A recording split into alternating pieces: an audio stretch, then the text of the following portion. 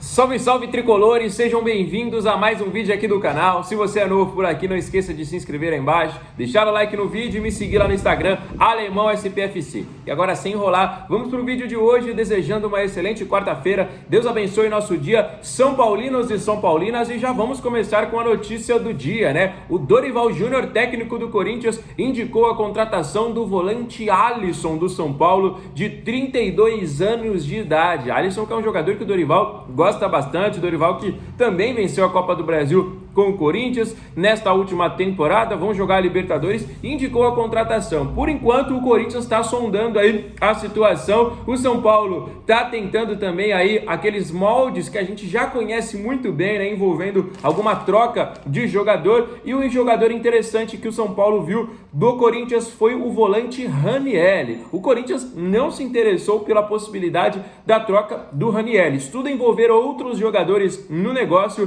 pelo volante Alisson, que sinceramente eu acho que dependendo do jogador poderia até ser vantajoso. O Ranieri, inclusive, né, um grande primeiro volante, um grande jogador que foi um dos pilares do meio-campo do Corinthians nesta atual temporada, mas o Corinthians não se interessou tanto assim pelo negócio. Então, resta agora outros nomes que vão sendo conversados, tá bom, galera? Mas os primeiros nomes foram esses. Dorival pediu Alisson, o Corinthians sondou a situação, São Paulo falou, já que vai envolver uma troca de jogadores, a gente tá os dois na mesma situação, transfer ban pra lá, transfer ban pra cá, deve pra um, deve pra outro, tem milhões pra pagar, tem juros, tem um monte de coisa. Então, rapaziada, o São Paulo falou, que é o Alisson, a gente vai envolver uma troca, o Ranieri, o Corinthians não se interessou muito, até porque considera o Ranieri um dos capitães da equipe, né, rapaziada? Uma outra informaçãozinha rápida, só para vocês entenderem o que tá acontecendo com o São Paulo, tinham dois jogadores praticamente certos, só que ela faltava assinar nesta semana para serem inclusive confirmados como os reforços do São Paulo, e os jogadores, entre aspas,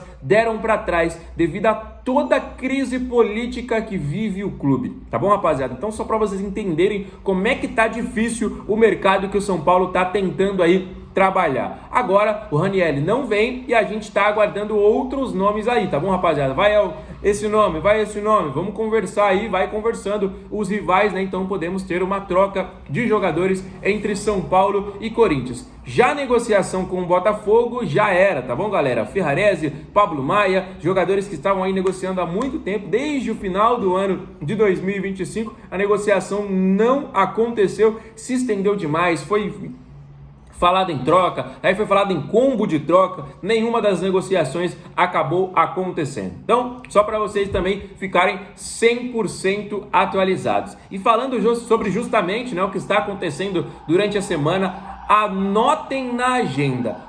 Quarta-feira que vem, daqui a exatamente uma semana, dia 14 de janeiro, terá a reunião com A maiúsculo, para definir o futuro de Júlio Casares, se ele vai de fato sofrer o impeachment, mas é a reunião. O Conselho Deliberativo, que teve a votação ontem, negou o pedido de impeachment, porque tem um Conselho Consultivo, aí tem Conselho Deliberativo, é um pouquinho chato de entender. Se vocês quiserem, a gente pode trazer sobre como tudo funciona aqui para vocês. Mesmo negado, o presidente Olten Ares marcou essa reunião para o dia 14. Então, exatamente daqui a uma semana, na próxima quarta-feira, teremos essa votação e ela pode definir a saída do presidente Júlio Casares do comando do São Paulo. Então, anote aí na agenda para você não perder e, obviamente, se inscreva no canal se você ainda não é inscrito, porque com certeza nós traremos uma cobertura especial na próxima semana para todos vocês. São Paulo voltou a treinar no centro de treinamento da Barra Funda após passar um período, né, passar alguns dias lá em Cotia, no CT integrado aí da base, né? O São Paulo voltou, tem viagem, né, pro final de semana, domingo às 8h30, eu detesto esse horário de domingo, rapaziada. Sabadão até que beleza, mas domingo, 8h30 da noite, uma partida é horrível, né? Domingo ali, pra mim, é no máximo 4 horas da tarde, porque termina ali às 6h, quem quiser dar um rolezinho ali por perto do estádio, mas tem muita gente que mora longe também, né? Então é hora de voltar para casa, porque segunda tem que trabalhar, né, rapaziada? Então, domingo, 8h30 da noite, é um horário com certeza horrível. Imagina pro visitante, né? A torcida de São Paulo que sai da capital para ir lá pro interior paulista assistir o jogo contra a equipe do Mirassol. Eu não irei, né? Mas até para quem tá em casa, um domingão, realmente é um horário um pouquinho ruim aí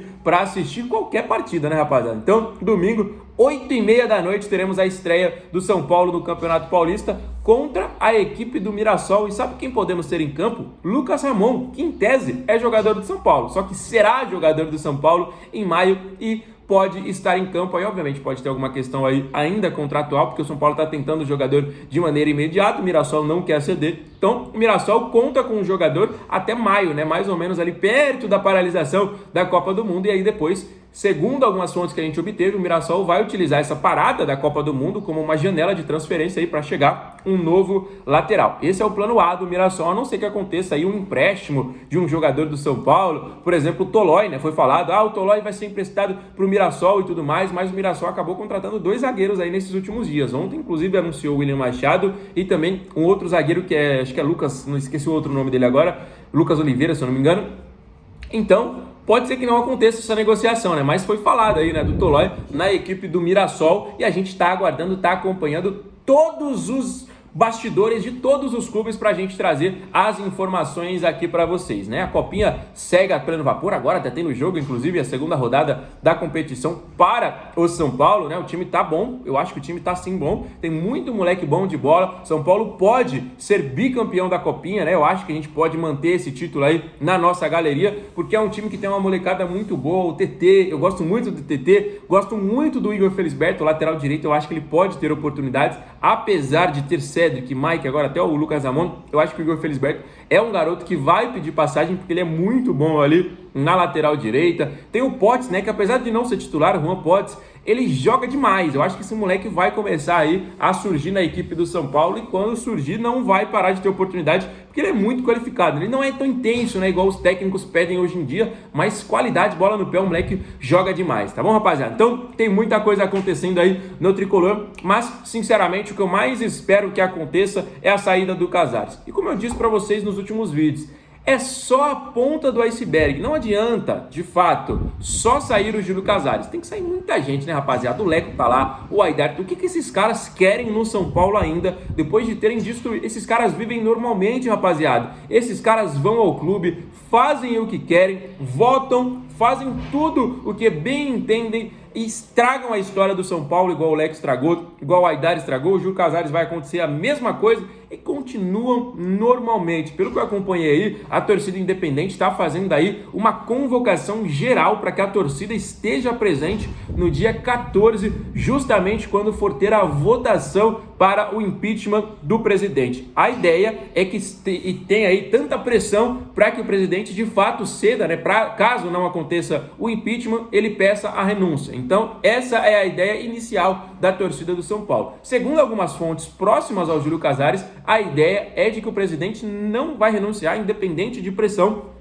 porque ele, né, palavras dele, quer provar a sua inocência e está sendo aí alvo de injustiças, né? Está sendo perseguido, segundo ele, pela oposição para que ele deixe o comando do São Paulo. Então, é isso que está acontecendo neste momento, mas chega uma hora, rapaziada, que a gente sabe que não tem como continuar. A gente sabe que não tem como, mano, não dá. Seja um jogador, seja treinador, seja o próprio dirigente, seja o próprio presidente, chega uma hora que você fala assim, mano, não tem como. Independente se você for ser ocupado, se você não for ser ocupado, a gente vai acompanhar as apurações, as investigações da polícia. Então, não esqueça de deixar aqui nos comentários a sua opinião sobre tudo o que está acontecendo. E como eu falei, é só a ponta do iceberg. O Júlio Casares vai sair e a gente tem que sair uma filinha indiana. Vai saindo o Júlio Casares, sai a ex-esposa dele que recebeu o dinheiro também, sai todo mundo, sai Leco, sai Aidar, sai todo mundo que está envolvido aí, o Douglas, né, o que era o adjunto da base,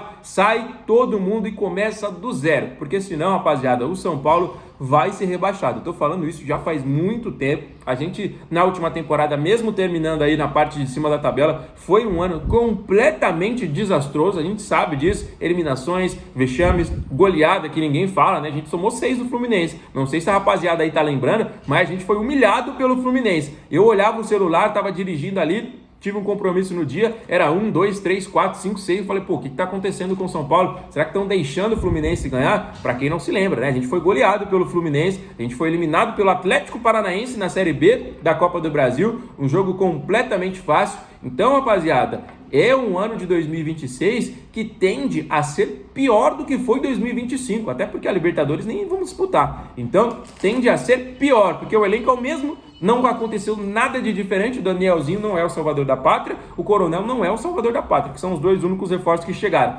Então, 2026 assusta os torcedores do São Paulo. Deixem nos comentários as opiniões de vocês. Se você ainda não é inscrito, não esqueça de se inscrever. Vou ficando por aqui, volto amanhã com muito mais novidades. Grande abraço, valeu!